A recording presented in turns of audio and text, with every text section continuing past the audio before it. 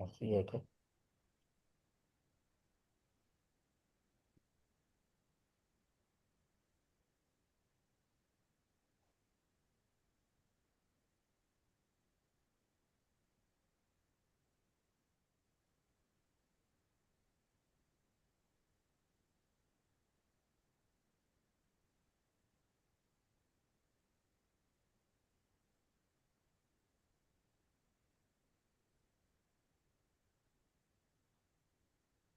Good afternoon, everybody. I'm Shannon de Rehove.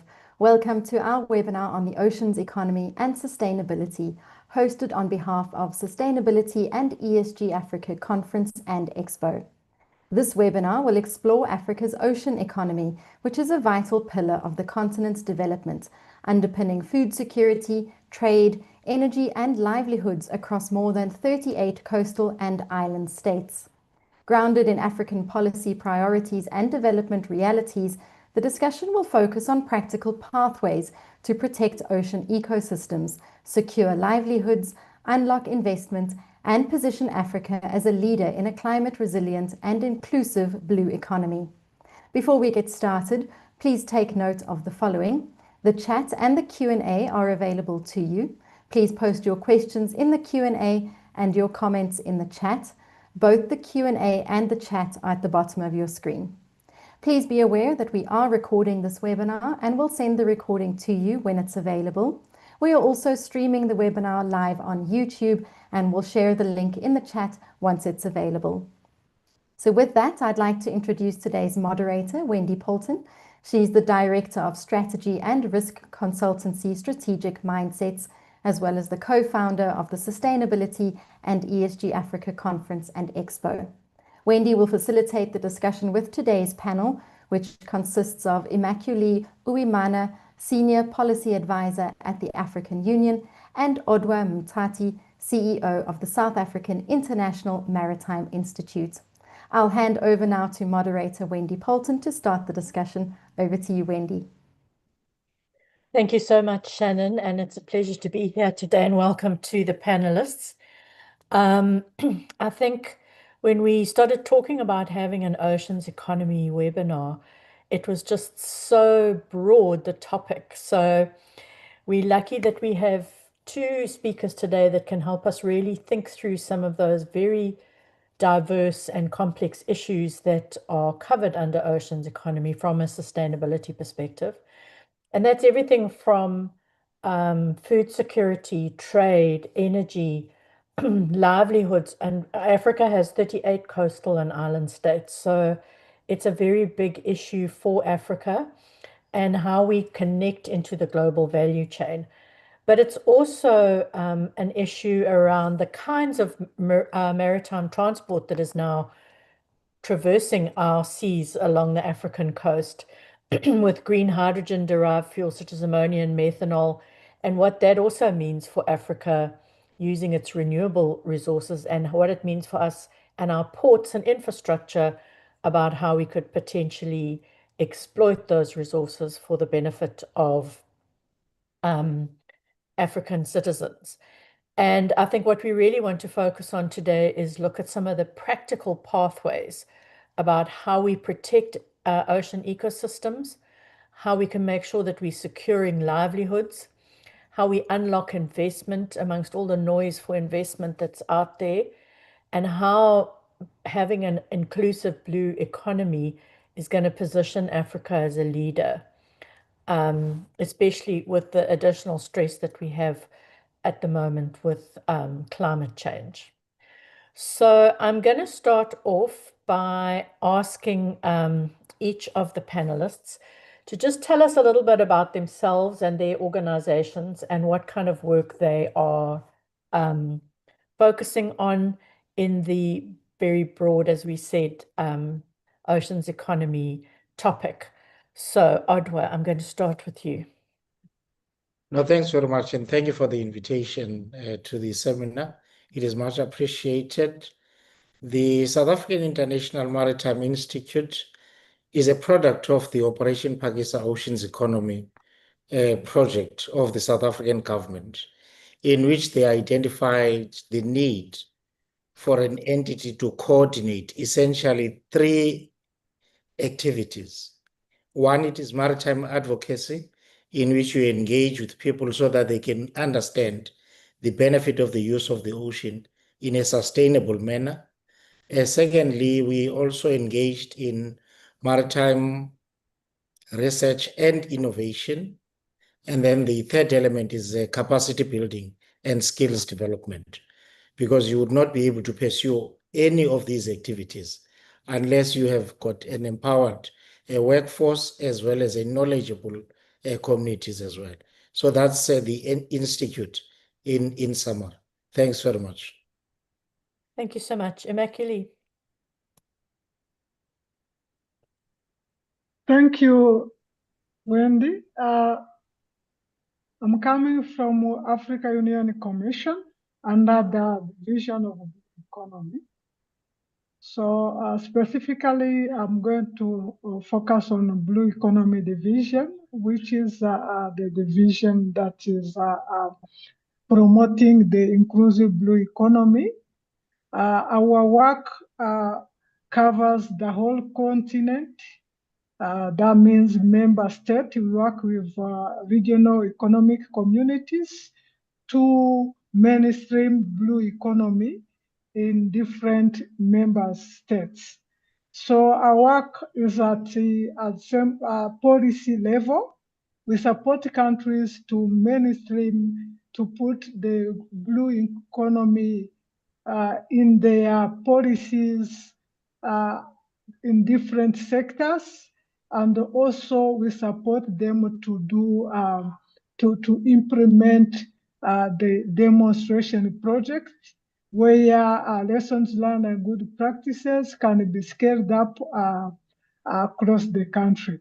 So we work with day to day with the countries, but also with those different partners, including UN agencies and also other bilateral partners, private sector, etc., etc.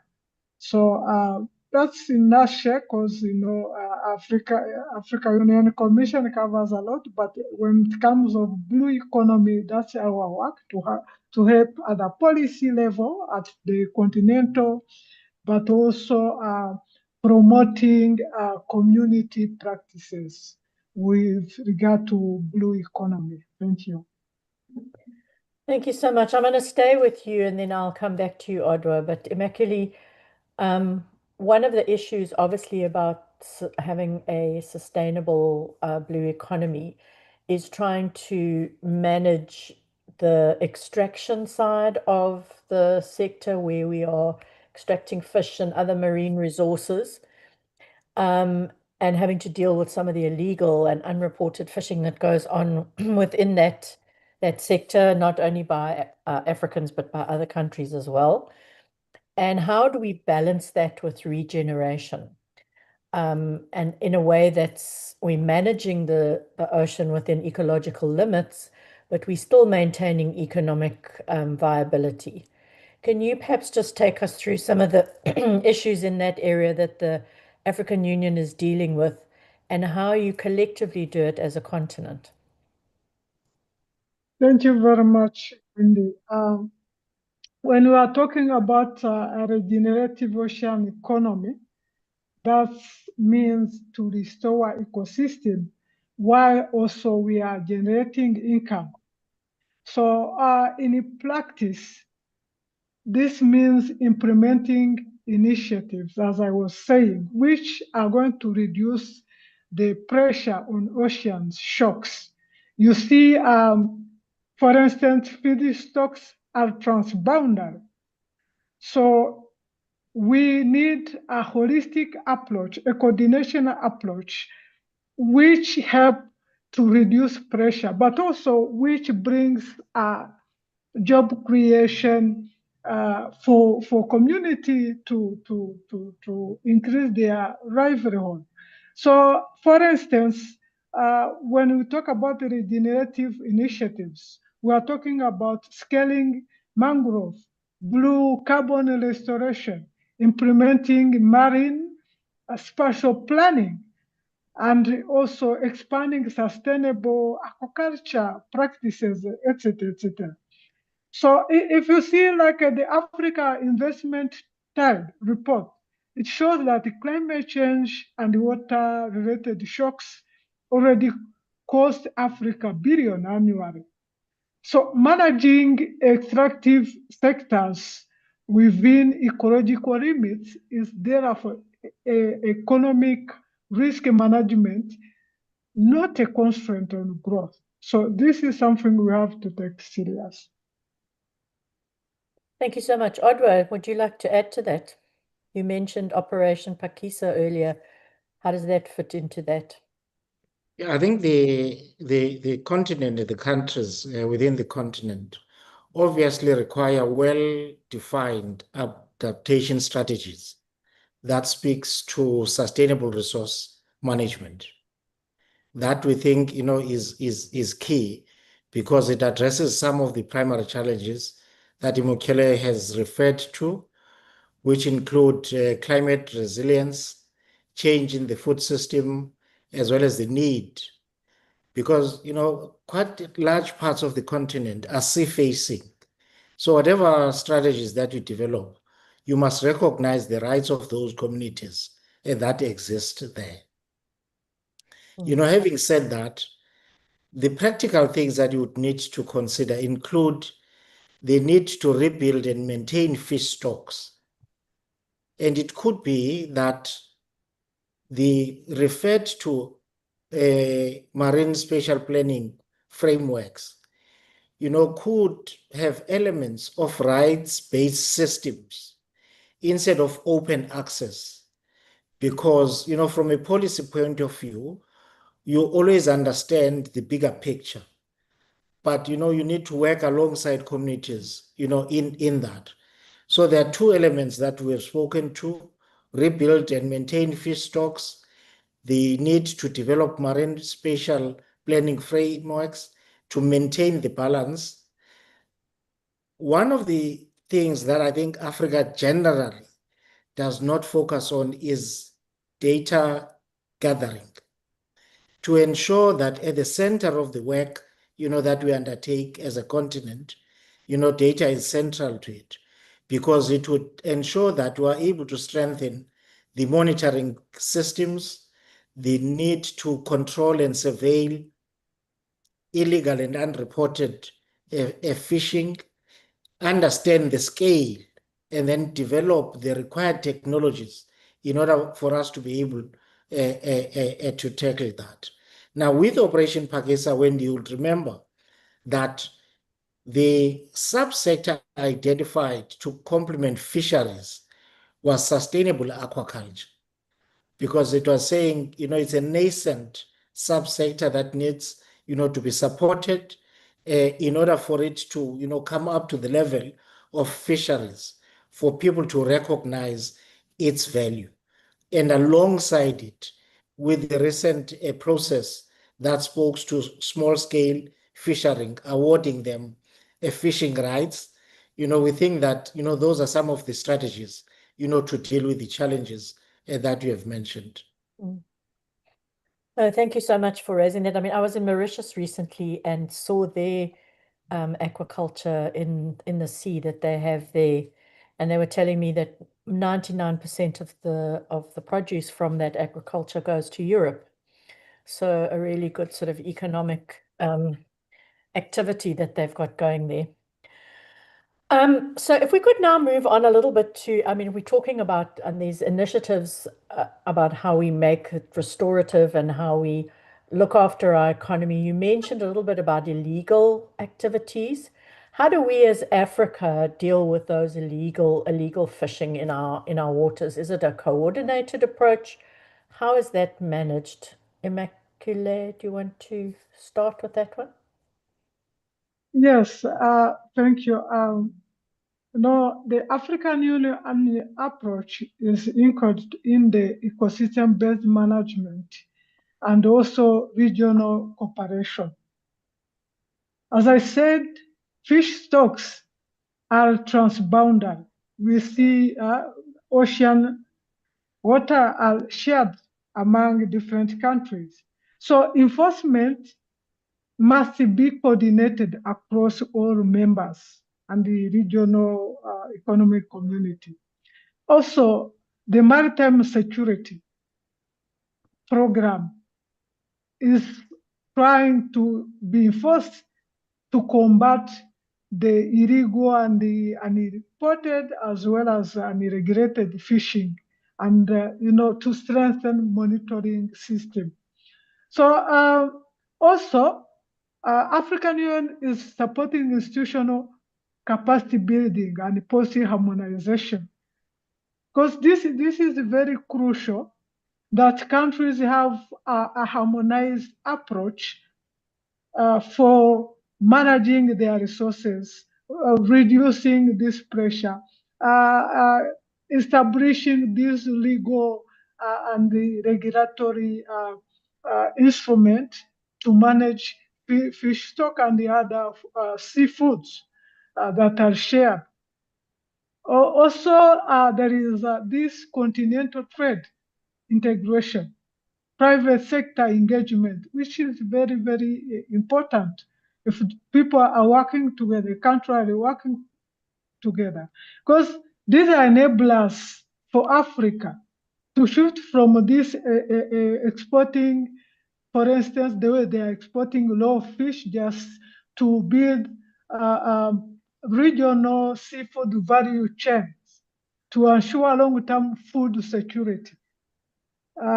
This is how some of practical and regulatory framework, how African Union is working with the countries to support this to combat and this illegal, but also to promote the sustainable extraction within the ocean limits as they are shared among countries.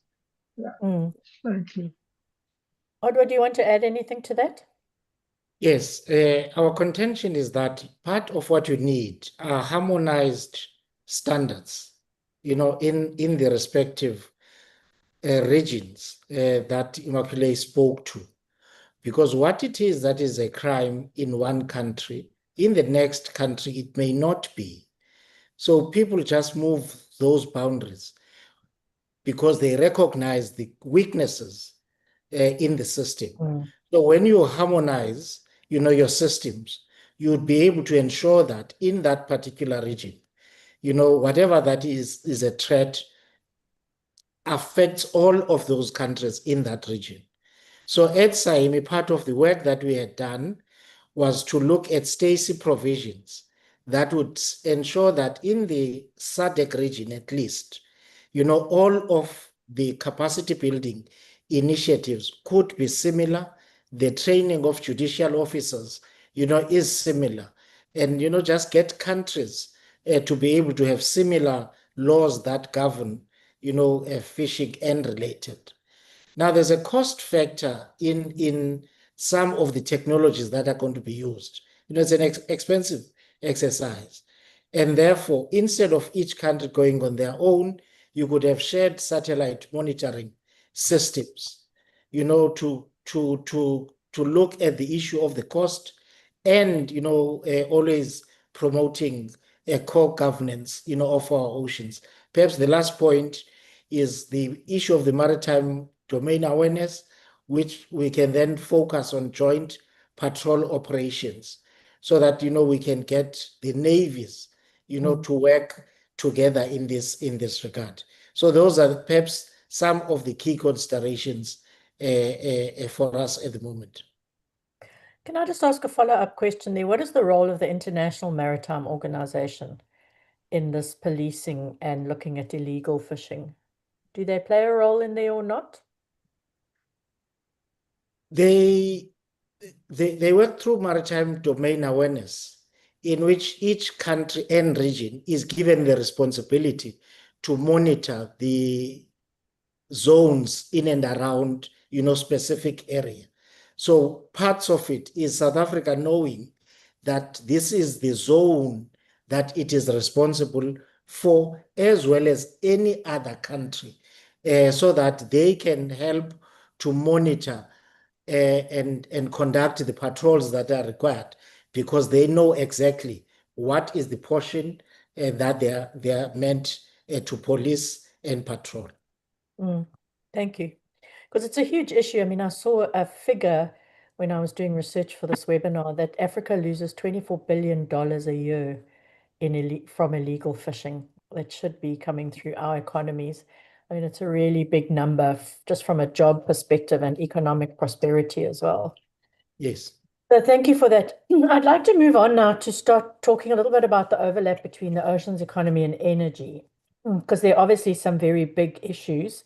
The one being exploration and extraction of energy from seabeds such as oil and gas, but also, as I mentioned earlier, the use of onshore renewable energy sources to produce green hydrogen, which is fundamentally going to change some of the energy value chains that occur in the world at the moment. And we've been seeing the problems. We were chatting while we were waiting to come online, the problems in the Middle East at the moment with shipping lanes being able to or not navigate the Straits of Hormuz. And so, I mean, with green hydrogen, it could be different producers from other parts in the world, of the world, that are then shipping, which means a complete shift around infrastructure as well. So how, Immaculee, let me start with you. What do you think about this energy oceans economy overlap, and are we paying enough attention to it? And what are some of the initiatives that are being undertaken to address that? Yeah, thank you.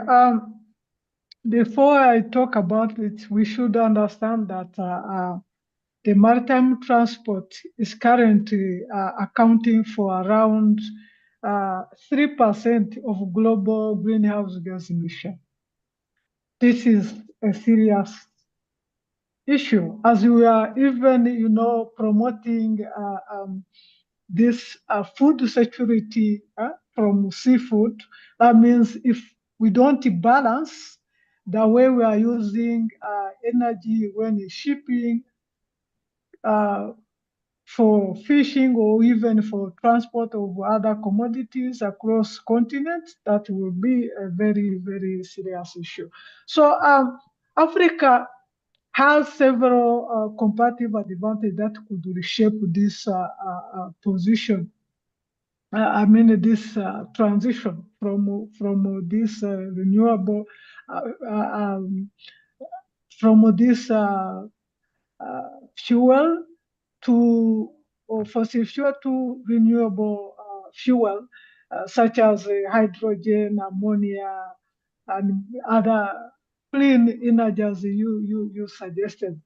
Mainly, you see, Africa can transition from being just a transition route for commodities, to producer, or even to a hub for refueling for global shipping. So we know that Africa is rich with abundant renewable energy, port located on major trade routes between Asia and America. So Africa has opportunity to supply green fuel, modernize ports, and create new industry cluster skills jobs. This is possible. So, however, as you asked, we need to bring sustainable practices, because there are a lot of risks. Large scale fuel production. If we go for large fuel production, this will require significant energy, land, and water to be possible. Also, when we want to expand the port, this will definitely damage the coastal ecosystem and the fisheries if poorly managed. So the key priorities now for African continent is to support the local industries, and put in place strong environmental safeguards, and also when benefiting for coastal communities, we need just not to bring decarbonization for the sake of bringing decarbonization.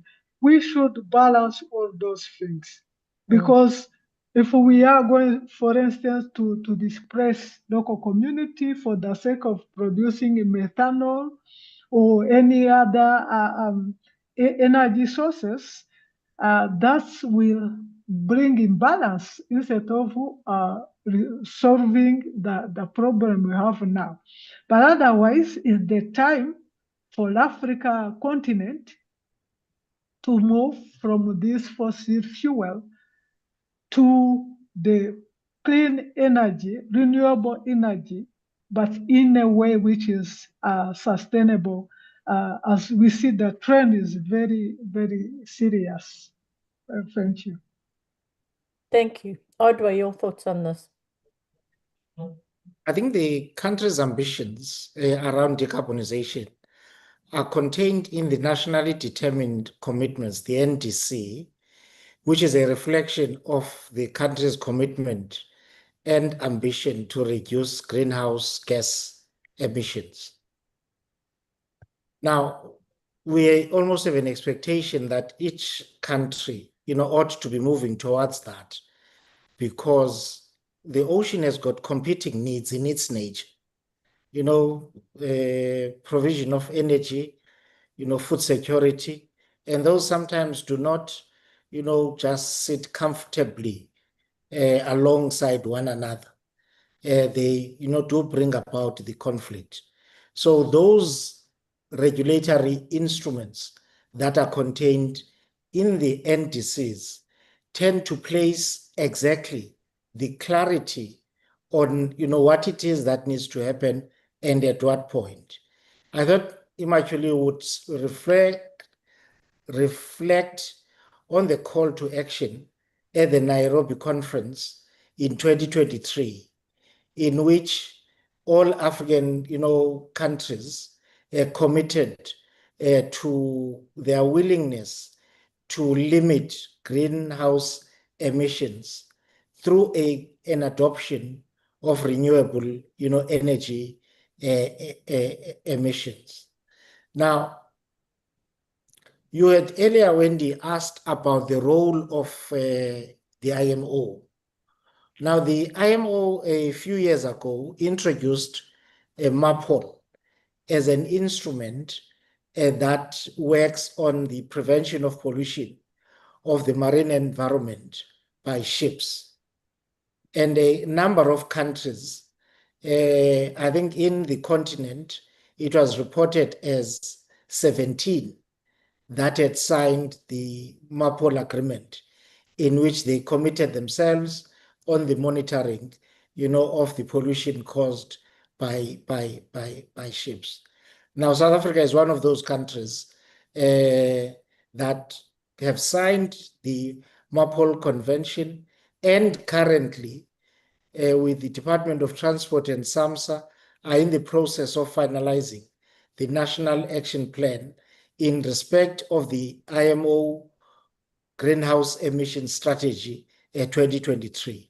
So I think, the question is, you do need a defined strategy in order for you to have plans that commit you, to specific actions, recognizing, that it's not an easy a process as well, because it is in many instances, quite a challenge, because at the moment, the continent is looking at technology as part of the resolution of that.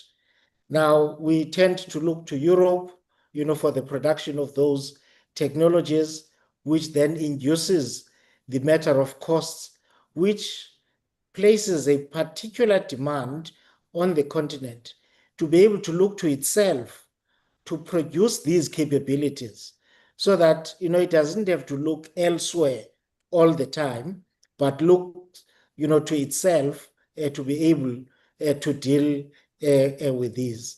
And parts of that is unified policies that would ensure that we act in a unified manner in order for us not to leave some countries behind. Because we have seen that, within the continent, sometimes we act in a fractured manner. We tend to act in what we think is best for the country, tending to forget the fact that with the number of member states of the African Union, we could be achieving more if we are that unified A force. Thank you so much. And I just want to go through some of the questions that have been posted on the Q&A. So linked to that, it was a question about corruption and people bribing officials, turning off transponders on ships, that kind of thing. Do you think that there's a role for the collective African Union in dealing with that, or is that also something that has to happen at a coordinated country level? Immaculee, you want to answer that?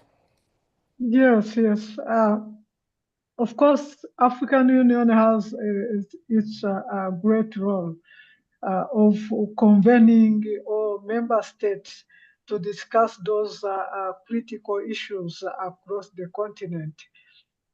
This is always through cooperation and also leveraging to its regional economic communities, because sometimes those regional economic communities help when it is a given region where they are relocated, located, where they can support concerned countries to solve those issues.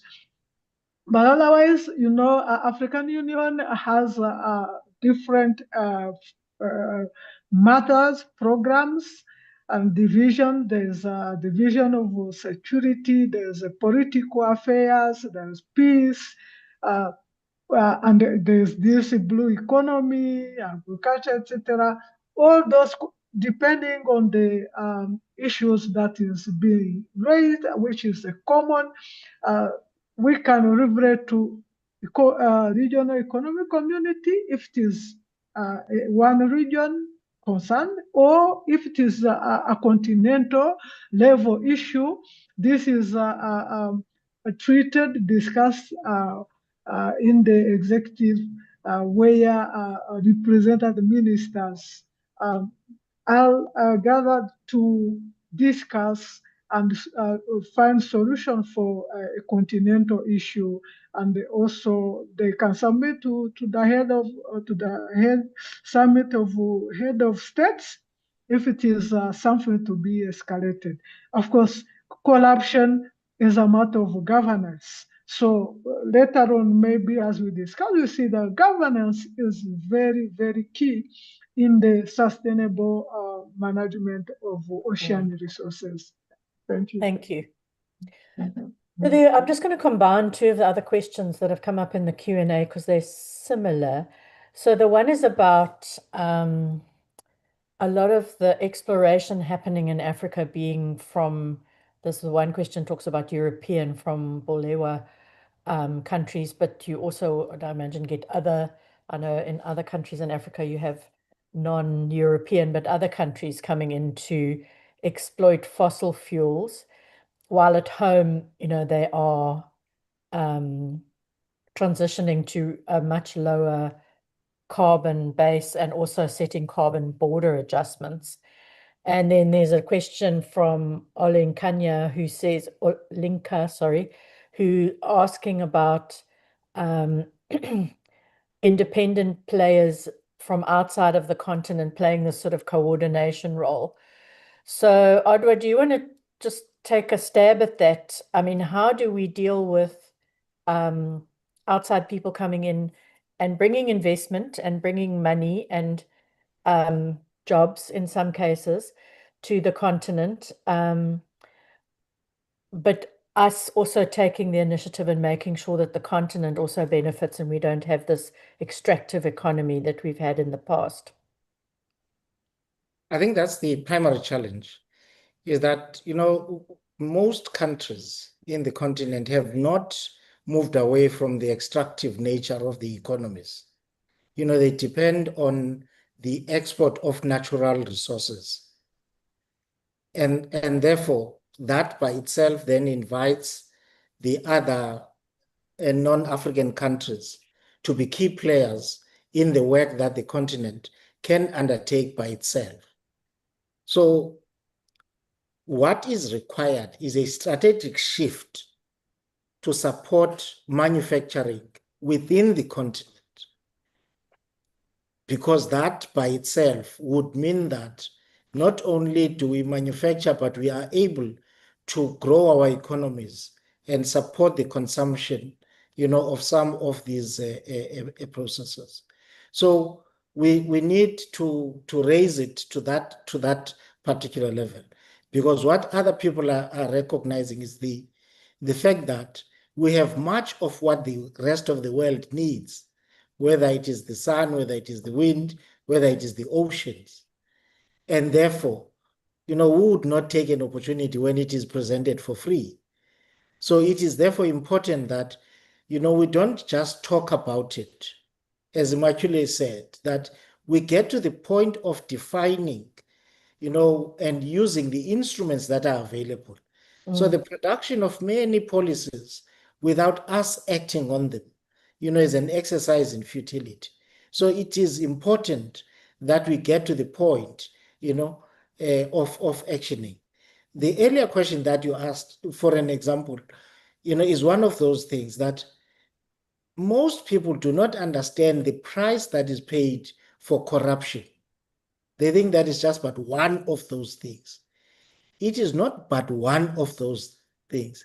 It's an expensive thing, because somebody else is paying the price for the fact that there is no movement on a particular activity. That's why we support the investment in technology, for us to be able, to move, not just from consumption, but the productive nature of the African economies. That's our that we don't have to import everything in order for us to undertake activities. We have, they say that, South Africa, the last of what it produced was the what's that thing that cleans swimming pools, as an invention. Yes. Now we're saying we saw now an autonomous vessel, and we are saying that's where we ought to be, so that all of the countries within the continent can work within the Africa Free Trade Zone, and pursue, more common goals. Yeah, I think that's a really important point around the Africa Free Trade Agreement and how we would capitalize on that for the continent in general. I was at a conference a couple of years ago where somebody said Africa should just build a wall around us. And we should just say, okay, we've got all the resources. You come and get it, and we're going to negotiate the best deal for us for you to have it. I was like, I don't think that's a bad philosophy. No, it's not. Okay, so we've got two questions, quite specific. The one is, are there programs on marine carbon dioxide reduction and curbing marine pollution in Africa? So perhaps Immaculee could answer that one. And then there's also one about exploration programs on lithothannium fertilizer extraction from the seabed. Either panelist want to tackle those? I think let me try and deal with the latter. Part of what the challenge is the fact that we have made many issues to be an either or. We do not want to recognize the fact that even the UN Sustainable Goals speak about us using those different goals in the promotion of the well-being of society in its totality. So newer activities like, exploration, we make those to be perennial enemies. We do not have the science sometimes, to even explore such. and we use, either Australian, New Zealand, research that has been undertaken to either support or not, support. And part of what we're promoting is the fact that the continent ought to increase its research and development capabilities in order for it to begin to resolve its own challenges in this regard, and not having to say, no, we have seen this thing work in Norway. We can learn best practices from other countries and other continents. That's not the issue. But we must get to the point, wherein we use our own developed capabilities. And this, amongst others, requires that there is more investment in research, development, and innovation in order to make that strategic shift. A perfect example, we did some desktop research on cyber security, within the continent. And you find that there's limited research that is being undertaken on such a crucial element at the moment. How many institutions have been hacked, but we seem to be unable, to rise up to the occasion. Immaculee, I'll leave the most difficult questions to you. Thank you very much for being brave. So I think the question is on curbing the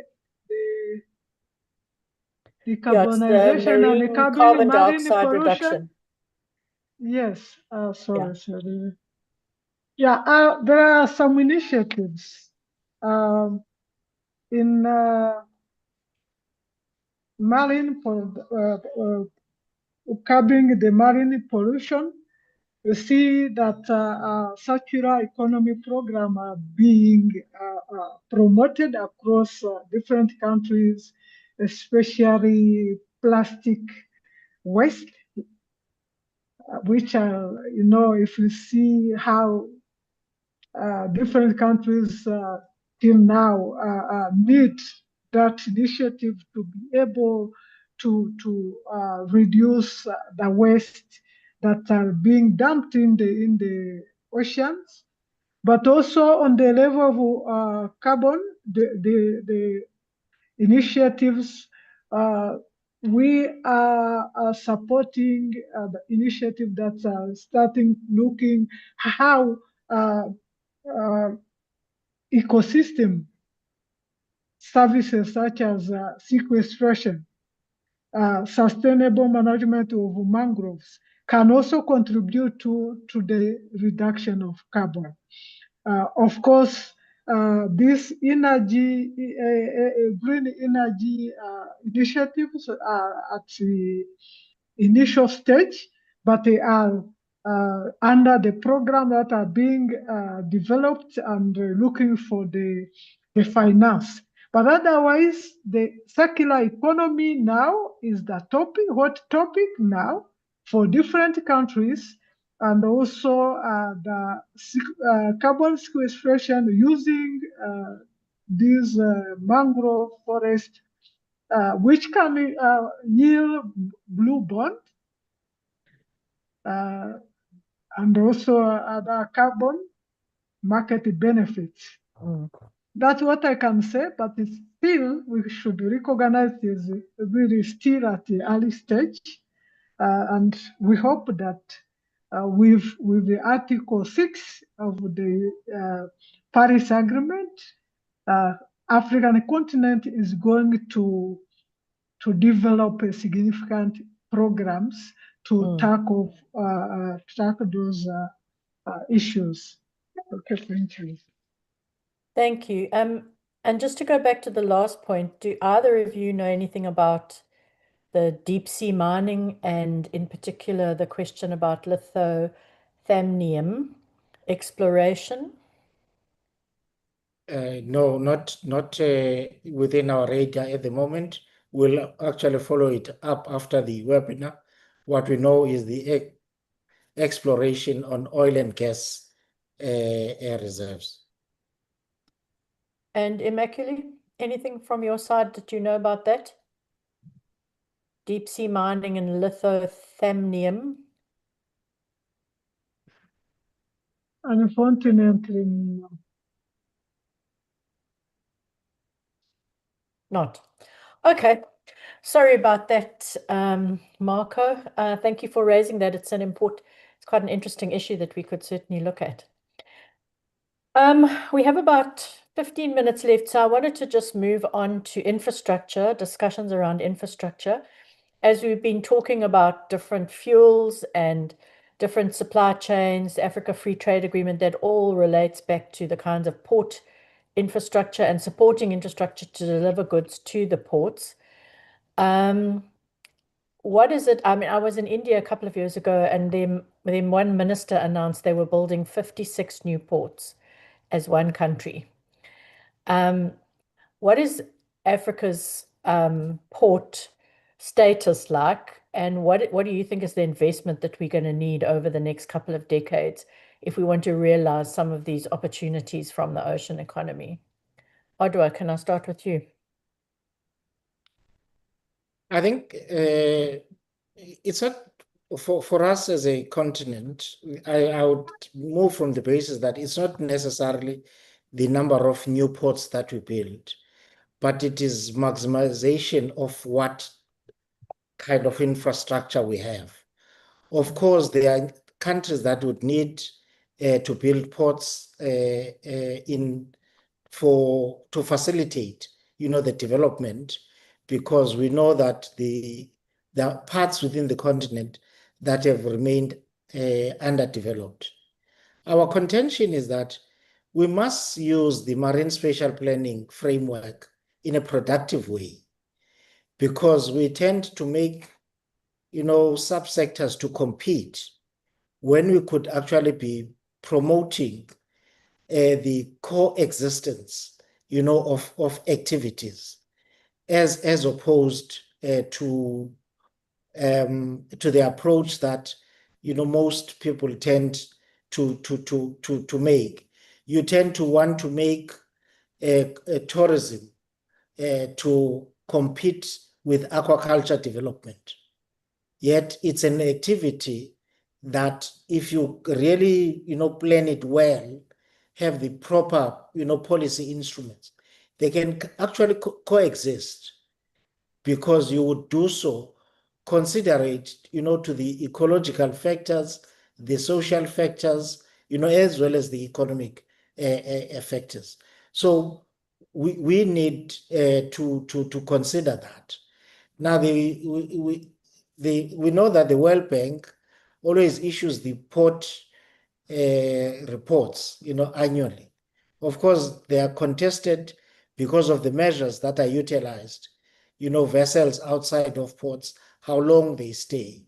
So our contention is that you could have other, instruments in which you measure, the effectiveness of the use of ports within the continent and in respective countries. So we contend that as we build the infrastructure, we must make it, possible for it to be futuristic looking as opposed to backward looking, so that it is able to facilitate that inclusive manner of achieving, economic development. Oh, that's such an important point. Thank you. I mean, and it's like the smart ports, right? For multiple use infrastructure as well, which is less financing. And what can governments do to support that kind of thinking from a policy perspective, Immaculee? Yeah, thank you very much. At the level of African Union, we promote an integrated coastal zone management to prevent between economic sectors and ecosystem. Whatever government should have, they should be in mind that there should be a balance between all sectors, economic sectors. In a way, they are using those kind of infrastructure, ports and whatever. So, for instance, the development of marine spatial planning is a key government instrument for at the level of countries. Countries should not just say, okay, we want to invest because maybe there are some potential investors coming in just to invest for investing. There should be a thorough assessment of all activities across different sectors, and also consider the side of environment to, prevent high risks on the ocean, but also on the local communities. So for us, the promotion of investment, it's good. It's yes, recommended for countries, but they should have feasibility studies that lead to this spatial planning that shows here we can do this, here we can put such infrastructure, here there is a risk. If we invest in this at long term, there will be consequences on ecology, on local community, and so on. Thank you. So you're talking really about an integrated infrastructure plan for the country that also then has regional linkages as well, if we really want to get a proper free trade agreement so that we understand that. So thank you for that. My last question is to you guys is going to be about skills. So we know that the MARPOL agreement is going to, if we're going to be shipping green hydrogen, you have to train port people in how to sign off compliance with the various requirements of MARPOL. And that auditors are going to have to be different. You're going to have different skill sets for doing research and innovation, maybe on lithothanium, thaminium. We also require different skills now for spatial planning that you were just mentioning, Immaculee, and other things like that. What are we doing about skills development in the sector and ensuring that those sustainability issues are integrated properly into that planning? And is it enough? So Odwa, I'll start with you. Okay, no, thanks very much. So I think key are partnerships and collaborations. There's a IOI in South Africa, there's SAIME itself, and those institutions work at different levels, with IOI Southern Africa focusing on governance and policy development. We take a wider lens in as so far as that matter is concerned. So part of the message that we would want to convey is partnerships and collaborations within the continent as well as with international institutions, so that we can have the capability to look at the development of qualifications that would help us to achieve the desired goals, curriculum that is relevant. And I think IMO as well, for an example, with the advent of the use of alternative energies as opposed to fossil fuels, we're having to revise the curriculum, of specific qualifications to order for us to be able to adapt to the fact that alternative energies, are going to come on stream, the safety element of it. So the training of seafarers needs to be projected along the lines of those new energies. Earlier, we had spoken about the issue of, cybersecurity. So we would need to work to develop from the IMO conventions, some of those qualifications that would help us, as the continent and the country, to be able to prevent such. So there is a need to anticipate new developments, and in that anticipation, have the required skills. We know of instances, you buy goods from other countries, you don't even have a translator, those things don't work because, you do not work in a futuristic model that says this is what is going to be required. And in order for us to be able to grow the sector, these are the things that we need to consider. Decarbonization is but part of those things, and therefore we must have the required skill sets. And that is not an ad hoc intervention, but a planned intervention that we require. Thank you. Immaculee, any thoughts from you on skills? Yes, currently, African Union Commission is working with partners to develop a training program.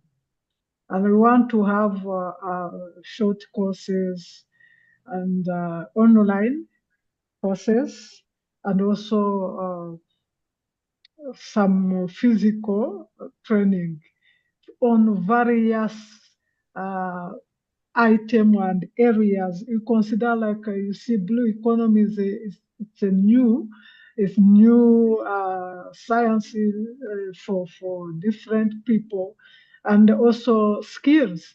The gap in the skills. So we are working with those partners to, first of all, assess the needs for trainings, and also later on there will be development of training program for youth. We are going to work with the university, marine academies in different countries, and then we are also promoting the knowledge exchange, in which we take some people from this area. We help them to make a tour in a given countries where they can see good practices and take them home to implement as well. So on these training skills, we understand, as we are talking about, for instance, blue carbon.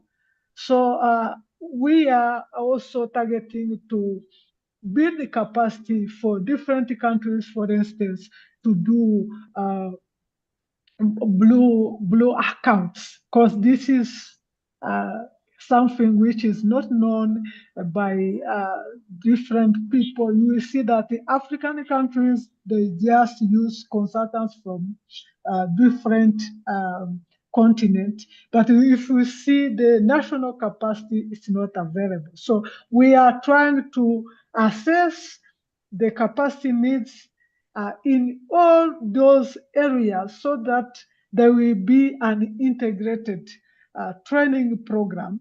And that program will start with, of course, pilot countries, but also will be scaled up. We are also trying to work with academic institutions to have those regular short courses where at any given time, some young people, youth, women can undertake those courses to have these skills we are talking about that are needed to promote fishing, to these new energy resources, the whole value chain. So that's how we are, of course, working with the countries, helping young people to tailor their skills to these new industries. Thank you. Thank you. Somebody asked a question on the Q&A about how they could access any of that training. Do you have something that we could send out to people about how they can actually access any of that training? From us at Salime, Wendy, we are developing quite a number of shared learning programs, to the point that Immaculee is. So we have got Ocean Matters as an introduction into the ocean for those that are needing to have the capacity. And it focuses essentially on three elements.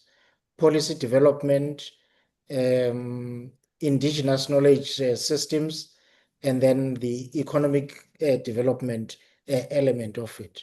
So we'll share the link perhaps to yourselves to ensure that there's a wider access to it. Thank you. Sure. Immaculee? Yes, for now, we are going to start with small island states. That's Seychelles, Mauritius, Comoros, Cabo Verde, Sao Tome, and also Guinea-Bissau. I don't know if his or she's coming from one of those countries, but also this training program that will be tailored into short course will be scaled up at the continental level. So once these will be ready, they will be posted on the AUC website. So I encourage the participant to follow up. They can be provided with our own address or contact so that they can, in the future, benefit from those training courses. Thank you. Thank you so much. And there's just one final question that came in. What are the potential positive and negative impacts of green hydrogen to the automotive sector in the Eastern Cape? The automotive sector in the Eastern Cape is mostly light vehicles. The big application for green hydrogen is in really heavy vehicles where you could have a fuel cell that runs on hydrogen. So it's just not cost effective in the small scale transport sector at all. So I don't think it would have that much impact directly to the automotive sector. So thanks for that question. So I think that brings us to the end of our hour. It's been a really fascinating discussion. I do not know much about the oceans economy, so I've learned so much from our two panelists. Thank you so much. And back to you, Shannon. Thank you so much, Wendy. Yes, agreed. I also didn't know much about it, so I've also learned a lot. So I thank you very much for that. I'd like to say thank you to everybody for joining us today. It really has been a pleasure sharing the topic of the oceans economy and sustainability with you. Before we wrap up, I'd like to extend my gratitude to our moderator, Wendy Poulton, and our guest speakers, Immaculee Uwimana from the African Union and Odwa Mtati from the South African International Maritime Institute. If you have any further questions or would like to continue the conversation, feel free to reach out to us via email at shannon@creamermedia.co.za. And if you're interested in hearing more about the ESG Africa Conference, please visit the website at esgafricaconference.com. With that, I'd like to bid you all farewell. Thank you so much for your time and goodbye. Thank you for the Thank you. invitation. Bye.